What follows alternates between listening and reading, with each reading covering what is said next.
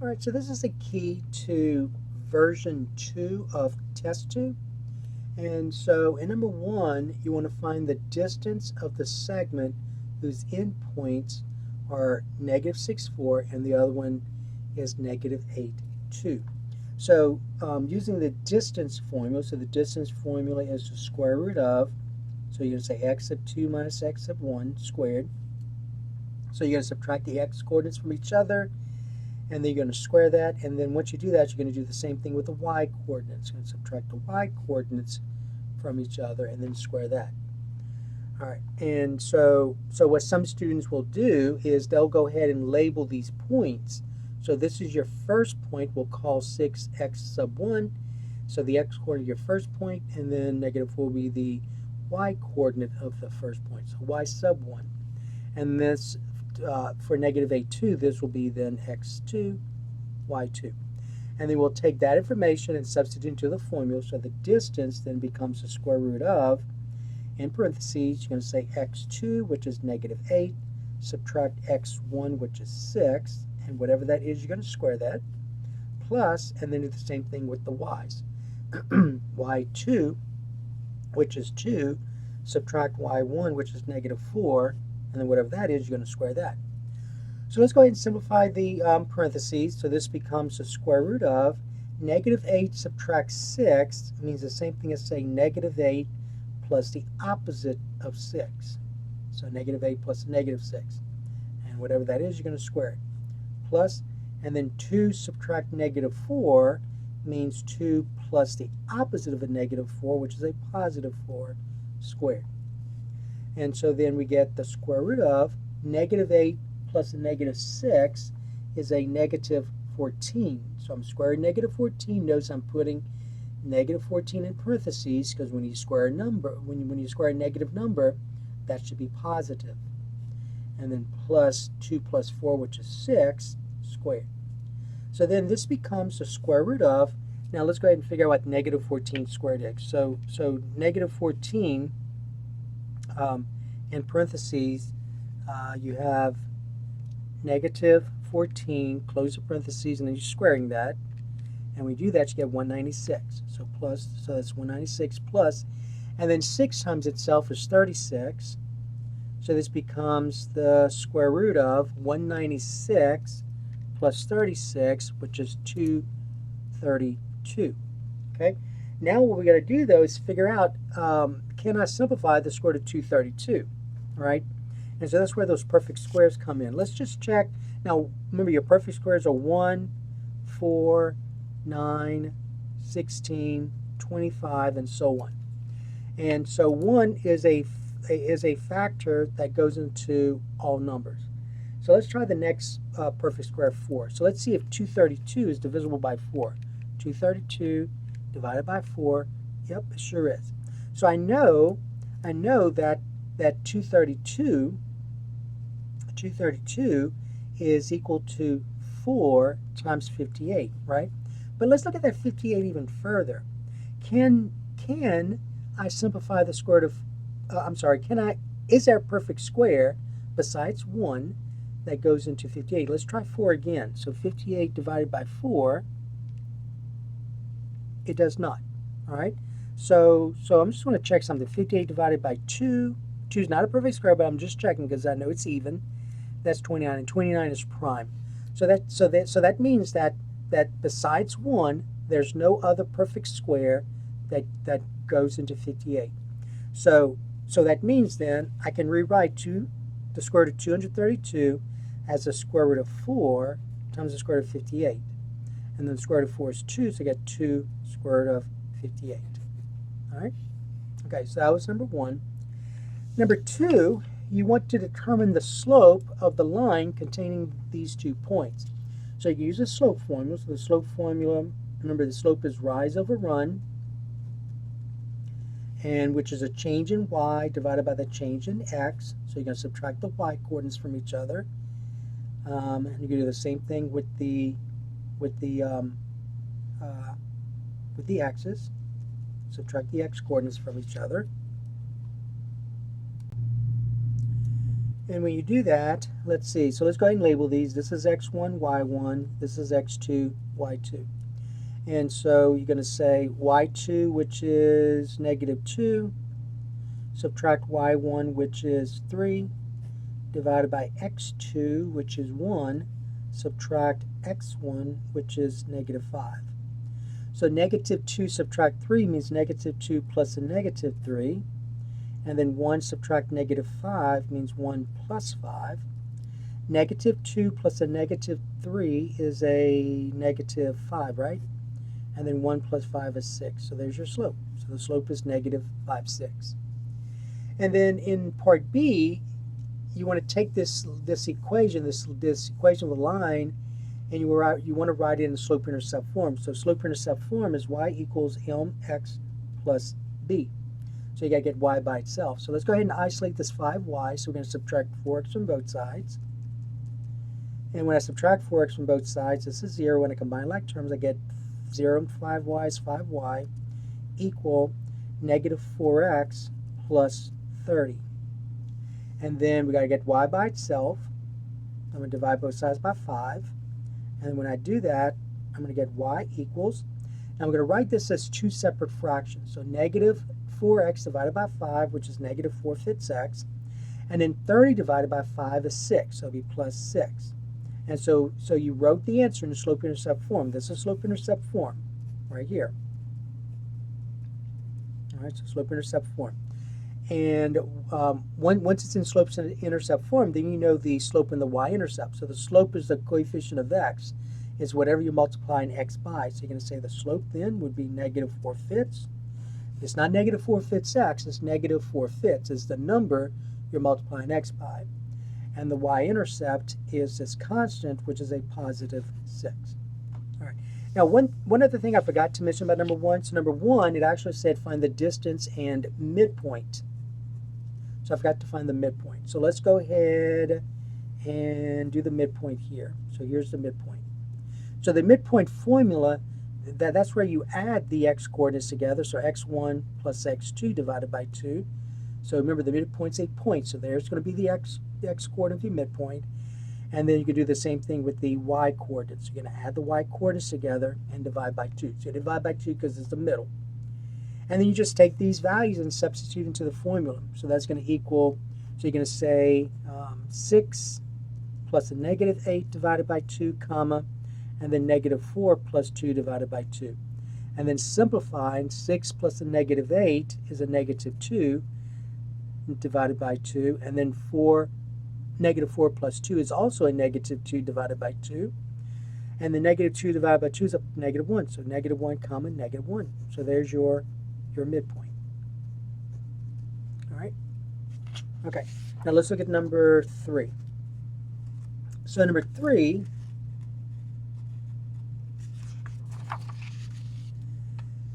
you want to find the equation of a line whose slope is 5/4 and contains the point negative 6, 8. And you want to write the equation in slope-intercept form. Okay, so there are two approaches you can take. You can take approach 1, which is point-slope form. So y minus y1 equals the slope times x minus x1. And so here's your slope, and here's a point on that line. So the slope is 5/4. And a point on the line is negative 6, 8, right? And so if I'm going to use point-slope form, the first approach, then your work should look like this. So here's your x1, and then here's your y1. And so you're going to take these values and substitute into the formula. So I got y minus y1, which is 8, equals the slope, which is 5/4, times x minus x1, which is negative 6. So first of all, simplifying x subtract negative 6, I get y minus 8 equals 5/4 times x plus 6. And then we're going to go ahead and distribute. So I get y minus 8 equals 5/4 x. And then we're going to say 5/4 times 6. All right, so let's go ahead and figure out what that is. So 5/4 times 6. So let's go ahead and reduce first. So 6 and 4 divisible by 2. So 4 divided by 2 is 2. 6 divided by 2 is 3, right? And so 5 times 3 is 15, and then 2 times 1 is 2. So this becomes 15 halves. Then, remember, you're trying to get this in slope-intercept form, so I got to get y by itself. So then I'm going to add 8 to both sides. I'm aligning my like terms. Combine like terms, negative 8 and 8, 0. So I get y equals 5/4 x. Now let's figure out what this is. So some of you probably use your calculator. So let's go ahead and do that. So you'd say, you said 15 divided by 2 plus 8 equal, and you get 15.5, right? So that's 15 and 5/10, which is 15 and a half. So that's this idea right here. But you want to change that back to an improper fraction. So you'd say 2 times 15 is 30. 30 plus 1 is 32. So this becomes 31. 31 halves, right? So 31 halves. So plus 31 halves. Now, some of you probably did this as well. So once you got to this point, you remember that, well, I can change this to a mixed number. So you say second and then PRB, so that's where you change from fraction to decimal, decimal to fraction, and you press equal and get 15 and 1/2, which is what we wrote here. But you have to change that back to an improper fraction. And so to change that mixed number to an improper fraction, you'd say 2 times 15 is 30, 30 plus 1 is 31. And so you get 31 divided by 2. All right. Now the other way that some of you probably did this was you did this by hand. So let me just remind you. So you'd say 15, positive 15 halves plus 8 divided by 1. The least common denominator is 2. So you're going to write 2 fractions with that denominator. Now 15 halves is equivalent to itself. Both of these have denominators 2, so the numerators have to be the same. Now for 8, so the question is 8 is what number divided by 2, right? So one way you can do that is to notice, hey, this is a 1. I want this to be a 2, so I need to multiply it by 2. But what I do to the denominator, I have to do to the numerator. So 8 times 2 is 16. And in fact, 16 divided by 2 is 8. And then 15 plus 16 is 31, so you get 31 halves. And so that's your answer there. All right, so that's your slope-intercept form. Approach 2, you'd have done this. So approach 2 is where you use slope-intercept form, y equals mx plus b. So remember, you're given the slope, so the slope is 5/4, and you're given a point on the line, which is negative 6, 8. So if I'm going to use that second approach, then I've got to determine what the y-intercept is. I know the slope, and determine the y-intercept, I've got to find a point in that line, which I know. So this now becomes your x, and this is your y. So notice when I use this approach, negative 6 was substituted for x1, and 8 was substituted for y1. So notice the differences between using the different approaches. And so if I take this information, put it back into this slope-intercept form, I get y, which is 8, equals the slope, which is 5/4, times x, which is negative 6, plus b. So 5/4 times negative 6, so let's figure out what that is. 5/4 times negative 6. And if I reduce that, 4 divided by 2 is 2. Negative 6 divided by 2 is a negative 3. 5 times a negative 3 is a negative 15. 2 times 1 is 2. So you have negative 15 halves. So this becomes 8 equals negative 15 halves plus b. And then to get b by itself, I'm going to see this is a negative 15 halves. I'm going to have to add 15 halves to both sides. And see this 8 plus 15 halves? That's this right here. And so negative 15 halves plus 15 halves is 0. So you get b equals. And then use your calculator just like you did before. So you'd say 8 plus 15 divided by 2 equal 15.5. And then you could do what we did previously, or just use your calculator. You get 15 and 1/2. And remember, 15 and 1/2, you got to change this back to an improper fraction. So you can say 2 times 15 is 30. 30 plus 1 is 31 halves. And so b is 31 halves, positive 31 halves. And so therefore your answer, you got to say y equals the slope, which is 5/4, times x, plus the y-intercept, which is 31 halves. So regardless of which approach you use, you get the same answer in the end. Okay, number 4, you want to find the equation of the line containing the points negative 5, 3, and 1, 4. And you want to write the equation in slope-intercept form. All right, so we're going to use the two different approaches from the previous problem. But notice that regardless of which approach you use, there was one thing you knew for both of them. You knew for both of them the slope. All right, so you knew the slope. Here you don't. All you're given are 2 points on the line. So before you go to approach 1 or approach 2, you got to find the slope. So in both cases, the slope has to be found. So let's go ahead. I'm going to go ahead and rewrite this over. So remember, the slope formula is y2 minus y1 over x2 minus x1. Let's go ahead and label this x1, y1, and then this will be x2, y2. So let's go ahead and substitute. So I get y2, which is 4, subtract y1, which is 3, divided by x2, which is 1, subtract x1, which is negative 5. 4 subtract 3 is 1. 1 subtract negative 5 means 1 plus 5, so that'll be what, 1 6? So you get 1 6. So there's your slope. And so then approach 1 has that slope-intercept form, the point slope form. Y minus y1 equals the slope times x minus x1. Okay, so remember, in this case, we now know the slope. The slope is 1 6. And we know a point on the line. It does not matter. I know 2 points. It does not matter which one you use. I'm going to go ahead and use 1 4. So I'm going to use 1 4. And so if I use 1 4, then this will be your x1. This will be your y1. And so I get y minus 4 equals the slope, which is 1 6, times x minus x1, which is 1.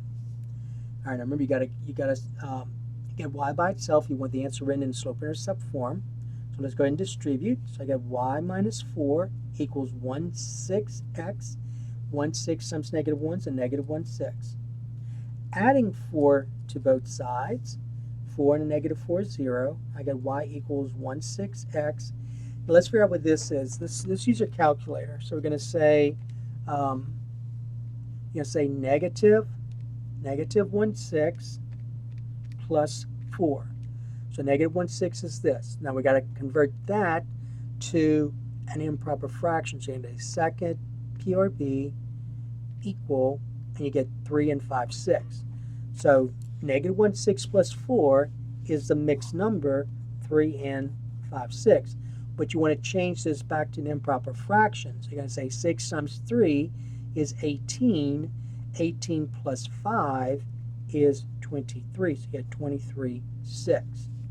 So this becomes positive 23 6. Okay. Now if you had done it by hand, just to show you what to do, you have negative 1 6 plus 4 divided by 1. Negative 1 6 plus 4 divided by 1. The LCD is 6. So you want to write equivalent fractions. So negative 1 6 is equivalent to itself, right? And for 4, 4 is equivalent to what number divided by 6? Most of you know that's 24, but to get, most of you know that's, that's divided by 6, right? All right, so that's 24 is correct. So you're going to say 1 times 6 is 6, and then 4 times 6 is 24. So notice 24 divided by 6 is 4. And then negative 1 plus 24 is 23, and then 23 6. And so notice you get the same answer. Using approach 2, that's where you have the slope form, y equals mx plus b. So if I'm going to use approach 2, I gotta determine what the y-intercept is. All I know is the slope and a point on the line. It does not matter which point you use. So if I'm going to find the y-intercept, I've got to know the slope, which I do. It's 1 6. And I have to know a point on the line, which I do. I know 2 of them. For this one, since we used 1 4 for that first approach, let's use negative 5 3 for this one. Again, it does not matter. You use either point. All right, so this is now going to be your x, this will be your y, and you're told the slope is what, 1 6? All right, so let's substitute. We've got to solve for b.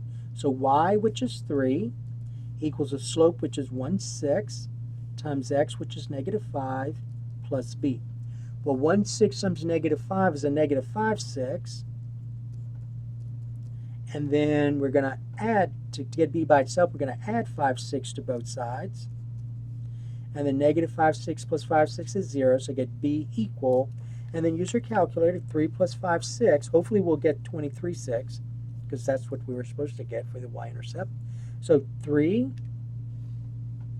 plus 5 divided by 6 equal, and you see that's the same decimal as before, right? But to get it to that mixed number, you're going to say second P or B, so where you get fraction to decimal, decimal to fraction, press equal, and you get 3 and 5/6. And you're just going to say now, remember you got to convert this mixed number to an improper fraction. So 6 times 3 is 18, 18 plus 5 is 23. So you get 23 divided by 6. So therefore, you know your slope, you know your y-intercept. So now in slope-intercept form, you're going to go y equals the slope, which is 1/6, times x, plus the y-intercept, which is 23/6. So that's number 4. Number 5, you want to determine the equation of the line that contains this point and is perpendicular to the line whose slope is -4. All right, so you want to find the equation of the line. It contains this point. The only thing you don't have is the slope of that line, but you do know that it's perpendicular to this other line, and that other line has slope of -4. So to write the equation of the line that goes to this point, you need to know the slope. Well, the slope of that line is remember, perpendicular lines have slopes that are negative reciprocals of each other. So the slope of this line right here that I'm interested in has slope that's a negative reciprocal of -4. Well, the negative reciprocal of -4 is 1/4. And so I know the slope of this line now. I know the point is 5, -8. And then you go to your two approaches. So approach 1, y minus y1 equals the slope times x minus x1. And this is x1, y1. So I get y minus y1, which is -8, equals the slope, which is 1/4, times x minus x1, which is 5. Now, y subtract -8 means y plus 8, so go ahead and rewrite that. And then let's go ahead and distribute the 1/4. So get 1/4 x. 1/4 times a -5 is a -5/4. And then subtracting 8 from both sides and combine like terms, we had y equals 1/4 x. Now let's go ahead and use a calculator here. So again, you have -5/4, so -5 divided by 4, minus 8, right? Okay, so -5/4 minus 8 equal, and you get this. So -9 and 25/100. Let's convert that to a decimal. To a fraction. So second PRB, press equal, and you get this. All right, so what you have is -9 and 1/4. All right, now you got to convert this back to an improper fraction. So make sure you cover up that negative, because you're not supposed to say -4 times -9. You're supposed to say 9 times 4 is 36. 36 plus 1 is 37. So then this becomes -37/4. And so that is your y-intercept. And so there's your answer. All right, now if you had done this by hand, I'm just show you what you would have gotten. So you have -5/4 plus a -8 divided by 1, right? That's what this is. The least common denominator is 4, so you're going to write two fractions with 4 as a denominator. Well, -5/4 is equivalent to itself. Now to get one to have denominator 8, to get this to be this to be 4, you're going to multiply by 4. What you do to the denominator, you do to the numerator. -8 times 4 is a -32. Now notice, -32 divided by 4 is a -8. Now let's go ahead and combine like terms. A -5 and a -32 is a -37. And so you keep the denominator, and so notice this is the same as this. if you had used approach 2, or approach 2, that's y equals mx plus b. Same thing, so the slope is 1/4, right? And your point is 5, -8. So this is your x, this is your y this time. So we can get y, which is -8, equals the slope, which is 1/4, times x, which is 5, plus b. So -8 equals 1/4 times 5 is 5/4 plus b. And then subtract 5/4 from both sides. Combine like terms, 5/4 subtract 5/4 is 0. So you get b, and then this right here is the same as this. So we now know that using a calculator or doing this, -8 and a -5/4 is a -37/4. And so therefore your answer, then you got to rewrite all this into your answer. You wanted your answer written in slope-intercept form. So that's y equals 1/4 x, the slope, and then plus the y-intercept, so that's -37/4. All right, so regardless of which approach you use, you get the same answer. All right, number 6, you're given that the center of a circle is 6, -1, and the radius is the square root of 7. And you want to write the equation of the circle in standard form. The standard form of the equation of a circle is x minus h squared plus y minus k squared equals r squared. And you're told in this case that the center is 6, -1. So 6, -1 is the center, meaning that in terms of the standard form, h is 6, the x coordinate of the center, and k is the y coordinate of the center. And so we're going to take this information, and you also know that the radius is the square root of 7. So we're going to take this information and substitute into the formula. So I get x minus h, which is 6 squared, plus y minus k, which is a -1 squared, equals the radius, which is the square root of 7 squared. And then simplifying as much as we can, x minus 6 squared stays x minus 6 squared, plus, but we all know that y subtract -1, we have to rewrite this as y plus 1. So it'll be y plus 1 squared. And the square root of 7 squared means the square root of 7 is the square root of 7, which is the square root of 49, and the square root of 49 is a perfect square, and the square root of 49 is 7. So this becomes equals 7, and there's your answer. All right, so that's what you should give as the answer. Then in part B, you're given an equation in standard form, and you want to write the equation, you want to determine the center and the radius. All right, now, some of you are going to say that the center is -3, +2, and that's incorrect. So it's always a good idea to think about what the equation of a circle is. The equation of a circle is x minus h squared plus y minus k squared equals r squared. And what you may want to do is take your equation here and write it underneath using x minus y minus. So x minus 3, see that's already a subtraction, so that one's easy. You're going to say x minus 3 squared, so that means that h is equal to 3. So you say x minus x minus. So I know that the center, I know that h is 3. K, let's think about k. So this is y plus 2, right?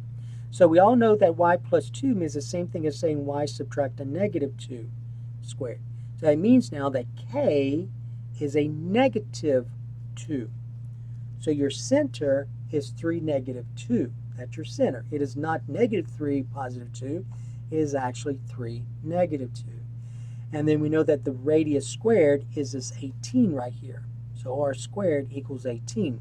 So to find the radius, we know that r squared equals 18. So to find the radius, we got to get r by itself. So we got to take the square root of both sides. So r equals the square root of 18. And then simplify if you can, which we can. The largest perfect square that goes into 18 is 9. So this is the square root of 9 times the square root of 2. And the square root of 9 is 3, so get 3 square root of 2. So the radius is 3 square root of 2. So there's your center, and there's the radius. All right, number 7, you're given that the general form of the equation of a circle is this. And I believe that's a negative 20. Let me double check. Okay, yeah, this is a negative 20. Okay, so the way you have to do, and you have to do this by completing the square. So when completing the square on a general equation to write in standard form, now remember standard form is this: x minus h squared plus y minus k squared equals r squared. So to write this in this form, we're going to complete the square. Now to complete the square, you got to put the terms that have factors of x together, and then group the terms that has factors of y together, and then you want your constant to the other side, which it already is.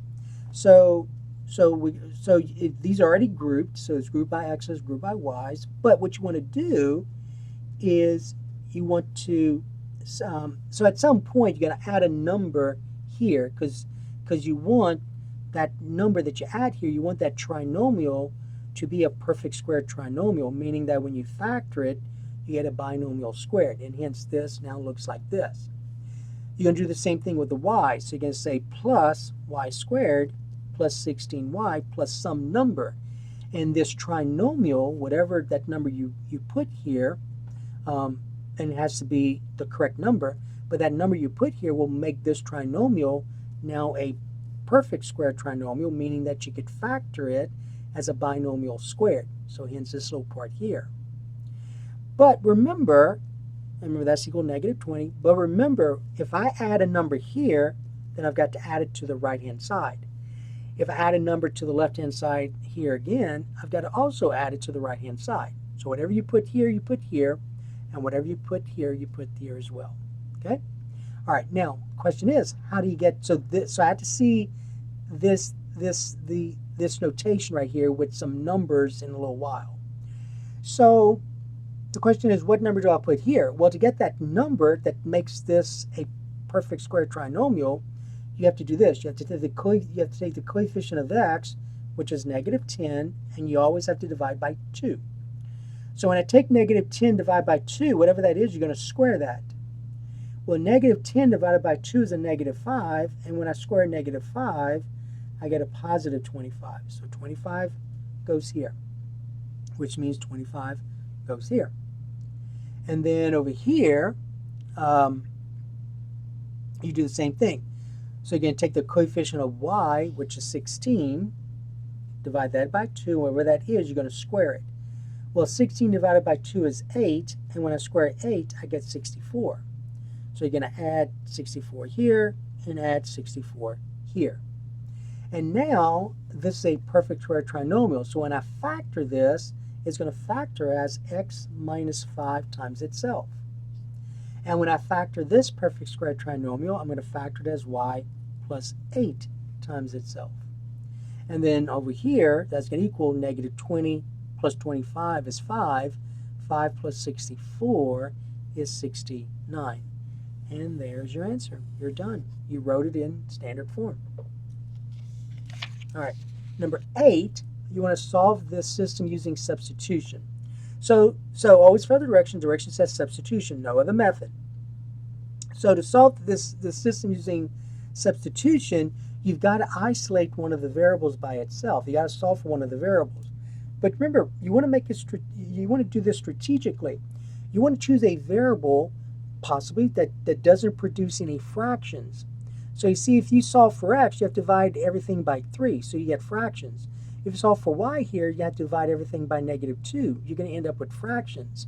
So it looks like the only one that seems to not provide any fractions is that second equation when you solve for y, because the coefficient of y here is 1. So the idea then is to take that second equation, 2x plus y equal 5, and solve for y. So we're going to subtract 2x from both sides. And when I subtract 2x from both sides, I'm going to get y equals negative 2x plus 5. Once you solve for y, then you're going to take this expression and you're going to go back into the other equation, and in place of y, you're going to substitute negative 2x plus 5. So hence the idea of substitution. So then this becomes 3x minus 2 times y. Well, remember, I'm substituting this in place of y because that's what y equals. So that's in parentheses negative 2x plus 5 equal 4. And then I solve this linear equation for x. So let's go ahead and do that. So I'm going to go ahead and distribute. So I get 3x. Negative 2 times a negative 2x is a positive 4x. Negative 2 times 5 is a negative 10 equal 4. Combine like terms, 3x plus 4x is 7x. So I get 7x minus 10 equal 4. Getting x by itself, I'm going to add 10 to both sides. And then combine like terms, negative 10 and 10 is 0. I get 7x equal 4 plus 10 is 14. Dividing both sides by 7, I get x to be 2. So I found the x coordinate of my solution. To find the y coordinate, I go back to either one of those. It does not matter which one. And in place of x, I substitute 2. So let's use the first one. So let's say, so now we got to solve for y. So I go back to the first equation, 3x minus 2y equal 4. Now remember, x is 2. So in place of x, I'm going to substitute 2. I'm going to solve for y. So I get 3 times 2 minus 2y equal 4. 3 times 2 is 6. So 6 minus 2y equal 4. Now remember, trying to get y by itself. So I got to get rid of the 6 and subtract 6 from both sides. And then 6 subtract 6 is 0. 0 and a negative 2y is a negative 2y. So be careful. Equal, and then 4 minus 6 is a negative 2. To get y by itself, I'm going to divide both sides by negative 2. Negative 2 divided by negative 2 is 1. 1 times y is y equal. And then a negative 2 divided by negative 2 is a positive 1. So I found the y coordinate. So as an ordered pair, as a point, your solution is going to be x is 2, y is 1. All right. Now, if you had used that second equation, hopefully you'll get y to be 1 as well. In fact, it might be easier to use the second one. So watch. 2x plus y equal 1. So in place of x, you can substitute 2. So you get 2 times 2 plus y equal 1. 2 times 2 is 4. So you get 4 plus y equal 1. See, it's easier to get y by itself than it is this one, right? So subtract 4 from both sides. I'm sorry, that's 5, excuse me. All right, so now subtracting 4 from both sides, 4 minus 4 is 0. I get y to be 5 minus 4, which is 1, which is what we said. All right, so that's number 8. Number 9, you want to solve this system using addition elimination. All right, now, the idea of addition elimination is this. So at some point, you're going to add those two equations, and you want to eliminate one of the variables. So in order for that to happen, though, in order for you to eliminate one of the variables, the coefficients have to be opposites of each other. So if this is a 7, this needs to be a negative 7. That's the idea. All right. Now, it does not matter which of these variables you eliminate. It does not matter. Your solution will be the same. But strategically, if you'll notice, this coefficient of x is negative and this is positive. So if I want to eliminate, and if I want these coefficients to be opposite, means that one needs to be negative, the other needs to be positive, then I'm going to eliminate the x's because one's already negative, one's already positive. So let's go ahead and do that. Let's go ahead and eliminate the x. All right, now to eliminate the x, remember, you got to determine what number do you need. What number do I need x here and x here to be opposites? Well, the least common multiple of negative 2 and 3, the smallest number that negative 2 and 3 go into, is 6. So I need this to be a negative 6 and this to be a positive 6. Well, let me go ahead and rewrite this over. So I get negative 2x plus 3y equal negative 12, and then 3x plus 4y equal 1. All right, so if I need this to be a negative 6, then I got to multiply the left-hand side by 3, because 3 times a negative 2 is a negative 6. But what you do to the left side, you have to do to the right-hand side. And then I need this to be a positive 6x, so I need to multiply that by 2. But what I do to the left-hand side, I have to do to the right-hand side. And now this becomes, when I distribute, 3 times negative 2x is a negative 6x, 3 times 3y is 9y, equal, and the negative 12 times 3 is a negative 36. Over here, 2 times 3x is 6x, 2 times 4y is 8y, equal, and then 1 times 2 is 2. Now I can add those because now these are opposites. So when I add those, negative 6x plus 6x is 0, 9y plus 8y is 17y, equal, and the negative 36 plus 2 is a negative 34. Getting y by itself, I'm going to divide both sides by 17. 17 divided by 17 is 1. 1 times y is y. I get y to be negative 34 divided by 17 is a negative 2. So I found the y coordinate of my solution. Now I've got to solve for x. We've got to find x. So to find x, again, just like the previous one, we go back to either one of those. Does not matter. Let's just go to the second one. So we get 3x plus 4y equal 1. I'm solving for x, and I know that y is negative 2. So in place of y, I'm going to substitute negative 2. So I get 3x plus 4 times negative 2 equal 1. 4 times negative 2 is a negative 8, so I get 3x minus 8 equal 1. Adding 8 to both sides, I get 3x equal, this is 0. 1 plus 8 is 9. Divide both sides by 3. I get x to be 9 divided by 3 is 3. So there's the x coordinate. So my solution as an ordered pair will be xy, so it'll be 3 comma negative 2. All right, so that was number 9. Number 10, you're given that f of x is 2x squared minus 7x minus 3, and you want to find f of 3. So to find f of 3, wherever you see the variable x, you're going to substitute 3. So this becomes 2 times 3 squared minus 7 times 3 minus 5. So wherever I saw the variable x, I substituted 3. Now using the order of operations, I've got to do exponents before I multiply. 3 times itself is 9, right? 3 times 3 is 9. So this is 2 times 9, and then negative 7 times 3 is a negative 21 minus 5. So that's 18 minus 21 minus 5. 18 subtract 21 is a negative 3. A negative 3 and a negative 5 is a negative 8. So f of 3 is equal to a negative 8. All right, then to find f of x minus 2, now notice that in part A, I substituted a number. I was evaluating at a number and ended up with a number. Here I'm evaluating at a variable expression, so my answer is going to be a variable expression. So let me go ahead and rewrite the function over. So f of x, you're told, is 2x squared minus 7x minus 5. And wherever you see the variable x, I'm going to substitute x minus 2. So then this becomes f of x minus 2 equals 2 times, in place of x, you substitute x minus 2 squared minus 7 times x minus 2 minus 5. And then we've got to simplify all these parentheses here. So let's figure out what x minus 2 times itself is. So x minus 2 times itself. So using a fall method, x times x is x squared.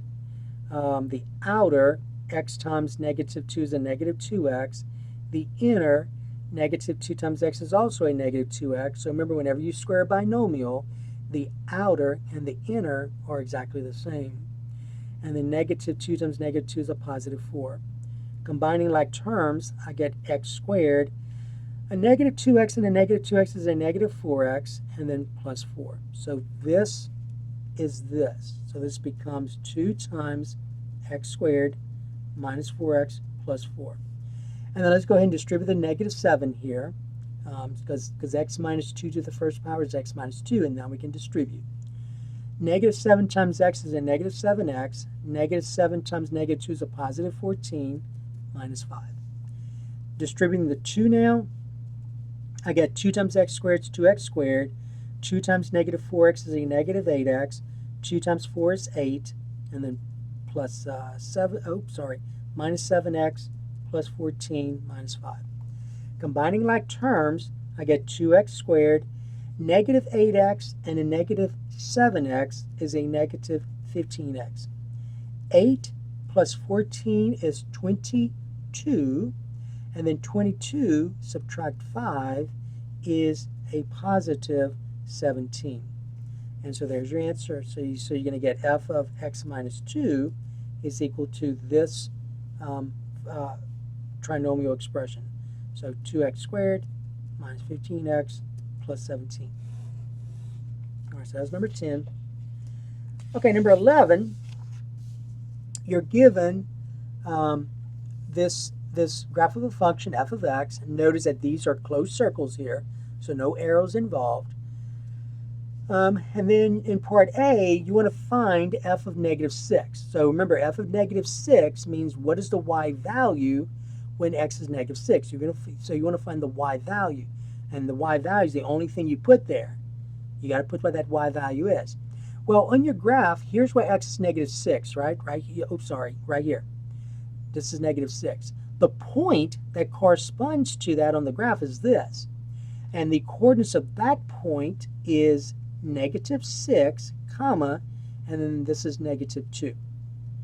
So to answer the question then, when x is negative 6, what is the y value? Well, my y value is negative 2. So the answer is negative 2.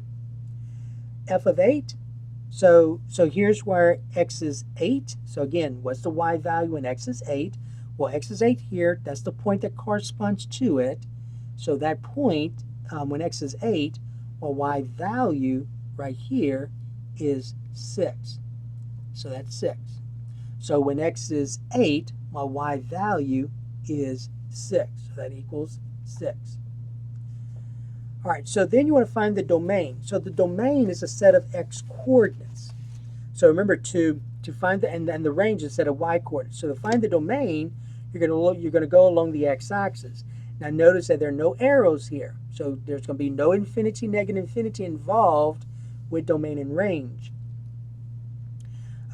So as I go from left to right, I start touching the graph at this point. Well, remember, that's a closed circle. And this is a closed circle. So that means that these points are actually points on the graph. But when I go from left to right, I start touching the graph when x is right here. They see that's negative 8. So let me actually write this right here. So that's negative 8, comma, negative 4. So I start touching the graph when x is negative 8. So we bracket negative 8. Bracket because that's a closed circle. Negative 8, that's a point on the graph. So negative 8 is in the domain. So I go from negative 8 all the way. So I'm getting all these. So any real number from negative 8 all the way. And then I stop here.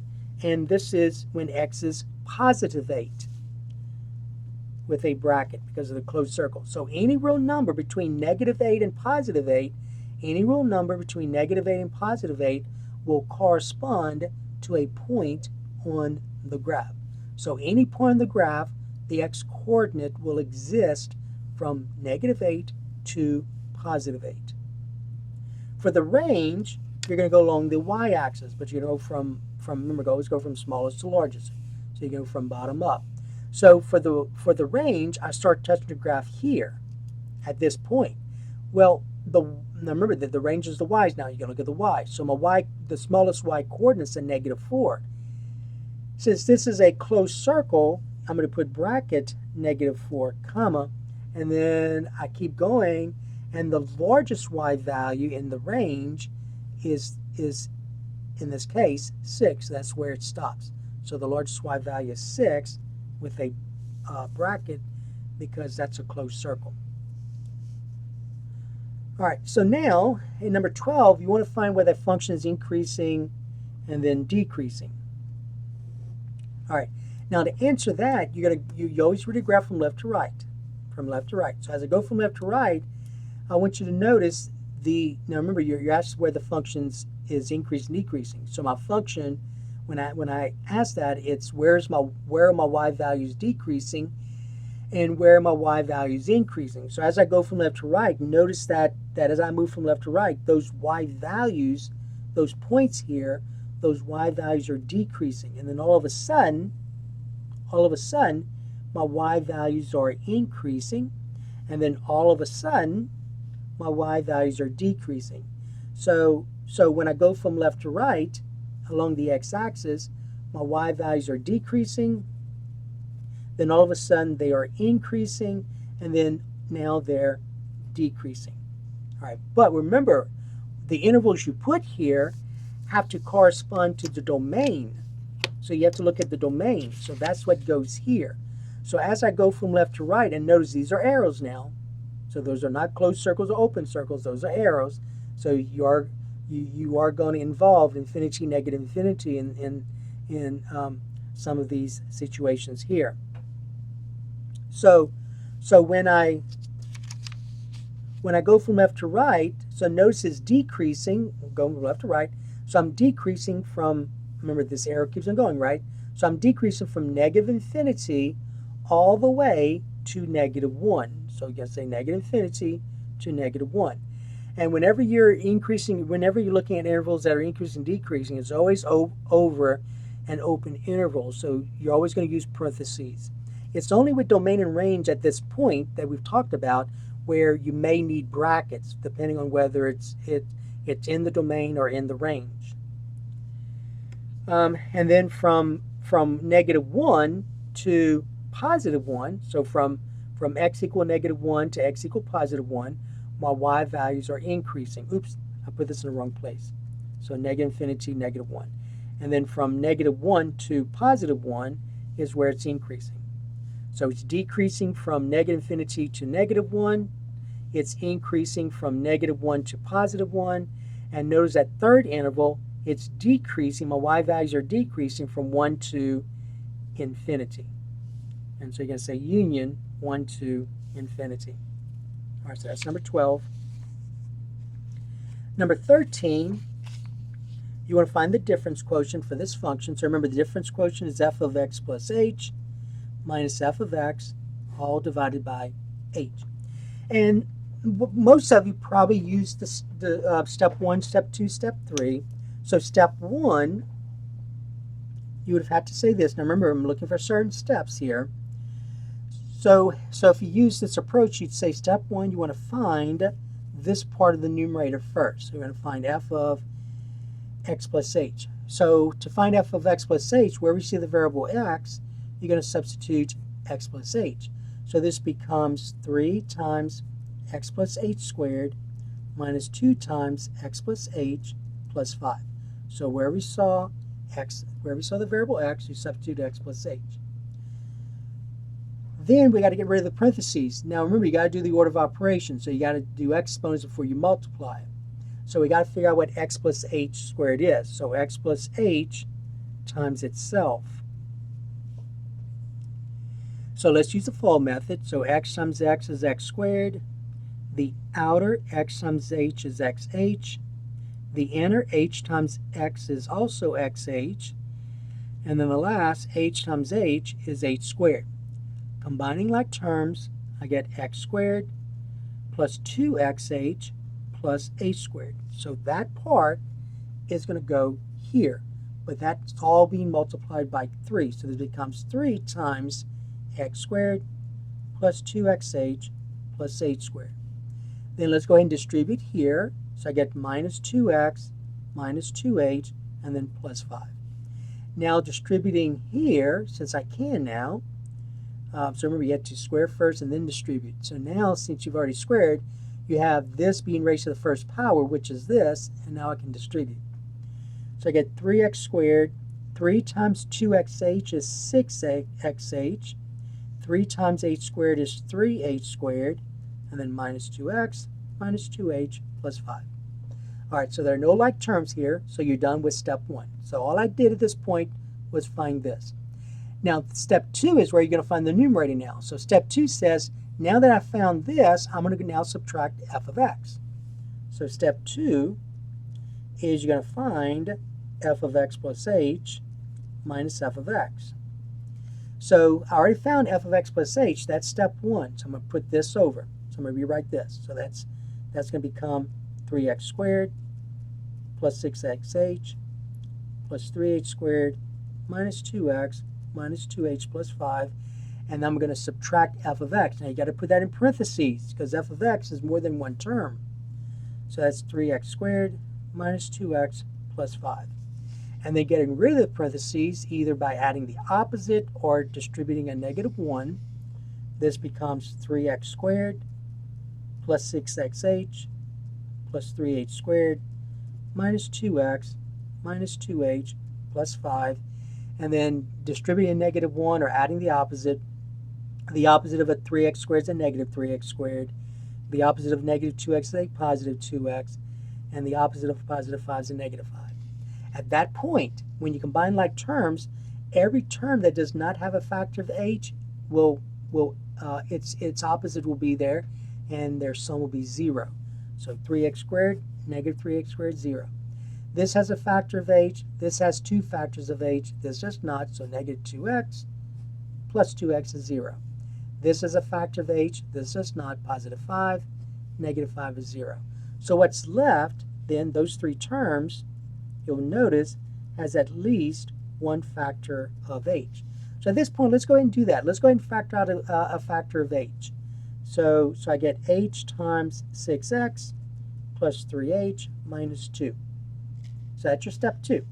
Now step 3 is, so we found the numerator, right? So step 3 is now to take the numerator and divide by h. Well, this is now your numerator. So step 3 is to find f of x plus h minus f of x divided by h, which is your difference quotient. So this is now this. So that becomes h times 6x plus 3h minus 2, all divided by h. The h's divide out, and then you get 6x plus 3h minus 2, and there's your difference quotient. There's your answer. So if you did this approach, that's the steps you had to show. Step 1, step 2, step 3. The other approach that some of you probably did was you didn't break it down to steps. What you did was you took the difference quotient. So let me just write the function again. F of x is equal to 3x squared minus 2x plus 5. So what you did was you took the difference quotient and you just went ahead and you just utilized this. You didn't do it in steps, meaning you did not find this first, you did not find this second, and you did not divide by h last. What you did was you just took all this, put it into your function.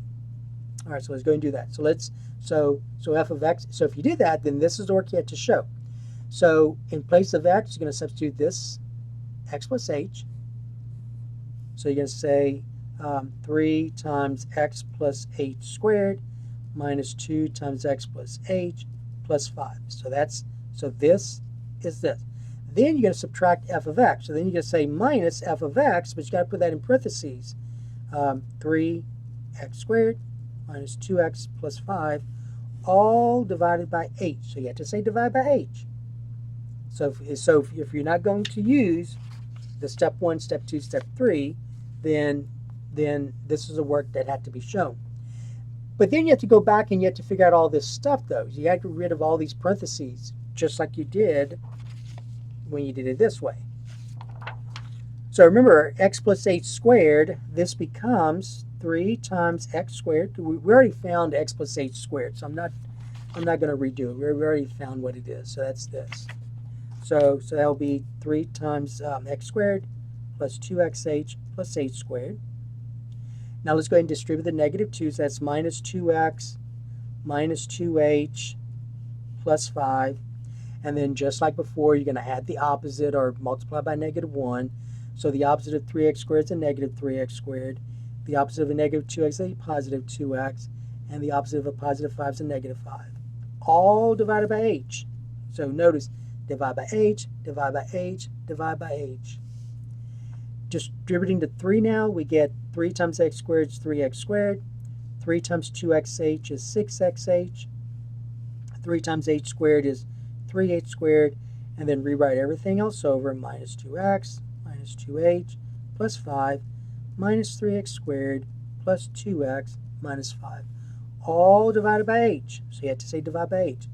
At that point, notice that any term that does not have a factor of h needs to cancel out. 3x squared negative 3x squared, 0. Negative 2x, positive 2x is 0. Positive 5, negative 5 adds up to be 0. And the only terms left have factors of h. So I get 6xh plus 3h squared minus 2h, all divided by h. At that point, notice that all these terms in the numerator has a factor of h. So let's go ahead and factor out an h. So I get h times 6x plus 3h minus 2, all divided by h. And the h's divide out, and you're left with 6x plus 3h minus 2. And that is your answer. Notice it's the same, the answer is the same as if I had done it using the approach by breaking down into steps. All right, so that's number 13. Okay, number 14 uses the involved a piecewise function. So notice that my function f of x is this rule right here, 2x minus 1, if x is greater than 3. F of x is this rule, x squared minus 1, if x equals 3. And then f of x is this rule, 6x minus 2, if x is less than 3. And you want to find each of these functions. You want to evaluate the function at each of these values. So remember, this says, what is my y value in x is 4? So I got to find out which of these rules to use, though. So x is 4 means that 4 is greater than 3, right? So I'm going to use this rule right here. So I'm going to use 2x minus 1. So when x is 4, I get 2 times 4 minus 1. So that's 8 minus 1, which is 7. So that's equal to 7. So my y value. F of negative 2. So I got to find out which of these rules I have to use. So when x is negative 2, that's going to go here. Negative 2 is less than 3, so I'm going to use this rule. So for that one, I'm going to use 6x minus 2. So in place of x, I'm going to substitute negative 2. So that's 6 times negative 2 minus 2. So that's negative 12 and a negative 2, which is a negative 14. So f of negative 2 is equal to negative 14. F of 3, again, I've got to figure out which of these rules to use. So this says x equals 3. The only part here that says x equals 3 is this one. See, 3 is not greater than 3, and 3 is not less than 3, but 3 equals 3. So that's the rule I'm going to use. So for part C, I'm going to use x squared minus 1. So in place of x, I'm going to substitute 3. So I get 3 squared minus 1. 3 squared is 9. 9 minus 1 is 8. So f of 3 is equal to 8. And then finally, f of 5. So 5, when x is 5, I'm going to use this rule here because 5 is greater than 3. So I'm going to use 2x minus 1. So that's 2 times 5 minus 1. So that's 10 minus 1, which is 9. So f of 5 is 9. And so that's it. So that is the key to the second version of test 2.